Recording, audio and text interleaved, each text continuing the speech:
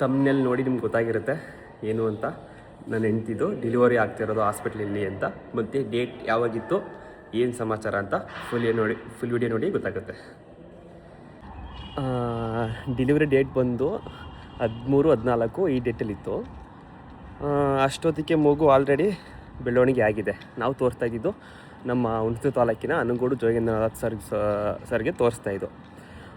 ಅಲ್ಲಿ ನಿನ್ನೆ ಕರ್ಕೊಂಡು ಹೋದೆ.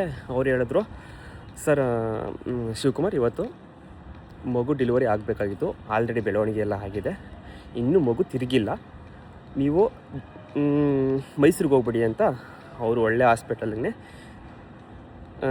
ಕನ್ಸಿನ್ ಮಾಡಿದ್ರು. ನಿಜವೂ ನಮ್ಮ ಜೋಗೇಂದ್ರನಾಥ್ ಸರ್ ತುಂಬ ದೇವರು ಥರ ನೋಡ್ಬೇಕು ನಾವು.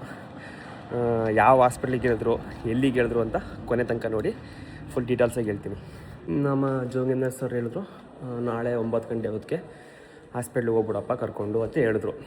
ನಾವು, ನಮ್ಮ ಭಾವ, ನನ್ನ ತಮ್ಮ, ನಮ್ಮ ಅಮ್ಮ ಮತ್ತು ನಮ್ಮ ಚಿಕ್ಕಮ್ಮ, ನಮ್ಮ ಅತ್ತೆ ಎಲ್ಲರೂ ಕೂಡ ಈ ಹಾಸ್ಪಿಟ್ಲಿಗೆ ಬಂದು ಇಳ್ದೋ.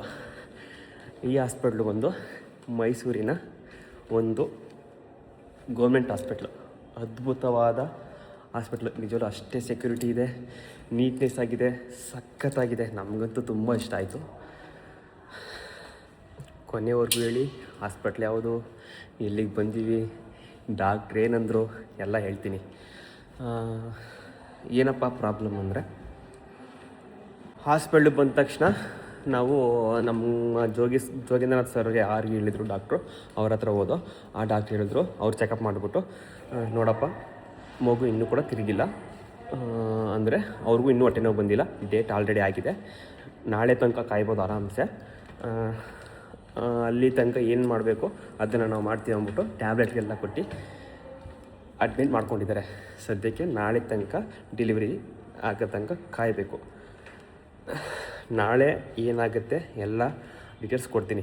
ಈಗೇನಪ್ಪ ಅಂದರೆ, ನಾವು ಬಂದಿರೋ ಹಾಸ್ಪಿಟ್ಲ್ ಯಾವುದು ಅಂದರೆ ಮೈಸೂರಿನ ಜಿಲ್ಲಾ ಹಾಸ್ಪಿಟ್ಲು, ಮೈಸೂರಲ್ಲಿರುವಂತಹ ಜಿಲ್ಲಾ ಹಾಸ್ಪಿಟ್ಲಿಗೆ ನಾವು ಬಂದು ಇಳಿದಿದ್ದೀವಿ. ಹಾಸ್ಪಿಟ್ಲು ಮಾತ್ರ ಅದ್ಭುತವಾಗಿ ಚೆನ್ನಾಗಿದೆ, ಯಾವುದೇ ರೀತಿಯ ಕೊರತೆ ಇಲ್ಲ, ನೀಟ್ನೆಸ್ ಸೂಪರು, ಸಖತ್ತಾಗಿ ಮೇಂಟೈನ್ ಮಾಡಿದ್ದಾರೆ. ಗೌರ್ಮೆಂಟ್ ಹಾಸ್ಪಿಟಲ್ ಅಂತ ನಮಗಂತೂ ಅನ್ನಿಸ್ತಾನೇ ಇಲ್ಲ, ಅಷ್ಟು ನೀಟಾಗಿ ಮೇಂಟೈನ್ ಮಾಡಿದ್ದಾರೆ. ಆಮೇಲೆ ಹೆವಿ ಸೆಕ್ಯೂರು, ಸುಮ್ಮನೆ ಒಳಗಂತೂ ಯಾರನ್ನೂ ಬಿಡಲ್ಲ. ನಮ್ಮನ್ನೂ ಕೂಡ ಹೊರಗಡೆ ಹಾಕಿದ್ದಾರೆ. ನಾನು ಯಾವುದು ಜಾಗಕ್ಕೆ ಬಂದು ವೀಡಿಯೋ ಮಾಡ್ತಾಯಿದ್ದೀನಿ. ಸೂಪರ್. ಅಂದರೆ ನಾವುಗಳು ಕೂಡ ಹೊರಗಡೆಯವ್ರಿಗೂ ಕೂಡ ಬಂದು ಉಳ್ಕೊಳ್ಳೋಕ್ಕೆಲ್ಲ ಬೆಡ್ ವ್ಯವಸ್ಥೆ ಎಲ್ಲ ನೀಟಾಗಿ ಚೆನ್ನಾಗಿ ಮಾಡಿದ್ದಾರೆ. ನೋಡಿ ನಮ್ಮ ಮನೆ ಕಡೆಗೆ ಅಂಥ ವ್ಯವಸ್ಥೆ, ಬೆಡ್ಗಳು ಆರಾಮಾಗಿ ಯಾವ ಬೆಡ್ ಬೇಕು ಹಾಕೊಳ್ಳೋದು, ಯಾವ ಮಂಚ ಬೇಕು ಸಿಕ್ಸ್ಕೊಳ್ಳೋದು, ಮನೆ ಕಳೋದೆ. ಚೆನ್ನಾಗಿತ್ತು, ಒಳ್ಳೆ ಹಾಸ್ಪಿಟಲು. ಇನ್ನು ನಾಳೆ ಏನಾಯಿತು ಎಂತಾಯಿತು ಅಂತ ನಿಮಗೆ ಯೂಟ್ಯೂಬಲ್ಲೇ ತಿಳಿಸ್ತೀನಿ. ದಯಮಾಡಿ ಸಬ್ಸ್ಕ್ರೈಬ್ ಮಾಡಿ, ಬೆಲ್ ಬಟನ್ ಆಲ್ ಒತ್ತಿ. Thank you. ಇದು ನಾವು ಬಂದಿರೋ ಹಾಸ್ಪಿಟ್ಲು ಮೈಸೂರಿನ ಜಿಲ್ಲಾ ಹಾಸ್ಪಿಟ್ಲು, ಗೌರ್ಮೆಂಟ್ ಹಾಸ್ಪಿಟ್ಲು. ನಮ್ಮ ಅಮ್ಮ, ನಮ್ಮ ಚಿಕ್ಕಮ್ಮ ಮತ್ತು ನಮ್ಮ ಅತ್ತೆ ಸೋದರತ್ತೆ ಇಷ್ಟು ಸದ್ಯಕ್ಕೆ ಇಷ್ಟು ಚೆನ್ನಾಗಿ ಬಂದೀವಿ. ಮತ್ತು ಮೋಹನ ಪ್ರಕಾಶ ಬಂದು ನಮ್ಮನ್ನೆಲ್ಲರನ್ನೂ ಬಿಟ್ಬಿಟ್ಟು ಕಾರ್ ತೊಗೊಂಡು ಹೋದರು. ಹಾಗೆ ಹಾಸ್ಪಿಟ್ಲಿಗೆ ಎಷ್ಟೊತ್ತಿಗೆ ಬಂದು ಅಂದರೆ, ನಮ್ಮ ಜೋಗಿನಾಥ್ ಸರ್ ಹೇಳಿದರು, ಒಂದು 9:30-10 ಗಂಟೆ ಹೊತ್ತಿಗೆಲ್ಲ ಹಾಸ್ಪಿಟ್ಲಿಗೆ ಹೋಗಪ್ಪ ಅಂತ ಹೇಳಿದರು. ಹಾಸ್ಪಿಟ್ಲ್ ಹತ್ರ ಹೋಗಿ ನೀವು ಅಡ್ಮಿಟ್ ಮಾಡಿಬಿಡಪ್ಪ ಅಂತ ಹೇಳಿದರು.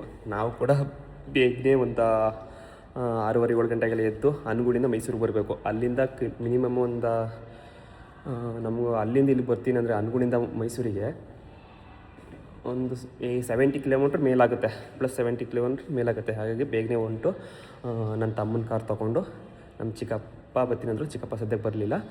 ನಮ್ಮ ಭಾವ, ನಮ್ಮ ಅತ್ತೆ ಮತ್ತು ನಮ್ಮ ಅಮ್ಮ, ನಮ್ಮ ಚಿಕ್ಕಮ್ಮ, ನನ್ನ ಹೆಂಡ್ತಿ ಇಷ್ಟು ಜನ ಬಂದ ತಕ್ಷಣ ಅಡ್ಮಿಟ್ ಮಾಡಿದ್ದೀವಿ. ಇನ್ನೇನಿದ್ರು ಡೆಲಿವರಿ ನನ್ನ ಪ್ರಕಾರ ನಾಳೆನೇ ಅಂತ ಡಾಕ್ಟ್ರು ಹೇಳಿದ್ದಾರೆ. ನನ್ನ ಪ್ರಕಾರನೂ ನಾಳೆನೇ ಅಂತ ಅಂದ್ಕೊಂಡಿದ್ದೀನಿ. ಸದ್ಯಕ್ಕೆ ಟ್ಯಾಬ್ಲೆಟ್ ಎಲ್ಲ ಕೊಟ್ಟಿದ್ದಾರೆ, ಯಾವುದೇ ರೀತಿಯ ಹೊಟ್ಟೆ ನೋವು ಬಂದಿಲ್ಲ ಇನ್ನೂ. ನಾಳೆ ನಾಡ್ದು ಹೋಟ್ಲು ಇನ್ನೂ 2 ದಿನ ಕಾದರೂ ಕೂಡ ಏನೂ ಪ್ರಾಬ್ಲಮ್ ಇಲ್ಲ ಅಂತ ಡಾಕ್ಟ್ರು ಹೇಳಿದ್ದಾರೆ. ಇನ್ನೇನೇನಾಯಿತು, ಏನೇನಾಗುತ್ತೆ ಎಲ್ಲ ಡೀಟೇಲ್ಸು ಯೂಟ್ಯೂಬಲ್ಲಿ ಕೊಡ್ತಾಯಿರ್ತೀನಿ. ದಯಮಾಡಿ ಸಬ್ಸ್ಕ್ರೈಬ್ ಮಾಡಿ. ನಿಮ್ಮ ಈ ಶಿವಕುಮಾರನ್ನು, ಮೈಸೂರಿನ ಹುಣಸೂರು ಹುಡುಗ ಶಿವಕುಮಾರನ್ನು ಸಪೋರ್ಟ್ ಮಾಡಿ. ಇದಲ್ದೇ ನೆಕ್ಸ್ಟ್ ವೀಡಿಯೋ ಬರೋವೆಲ್ಲ ಫ್ಯಾಮಿಲಿ ಎಂಟರ್ಟೈನ್ಮೆಂಟ್ ಆಗಿರುತ್ತೆ. ಪ್ರತಿಯೊಂದು ವೀಡಿಯೋಗಳು ಯೂಟ್ಯೂಬಲ್ಲೇ ಅಪ್ಲೋಡ್ ಮಾಡ್ತೀನಿ. Thank you.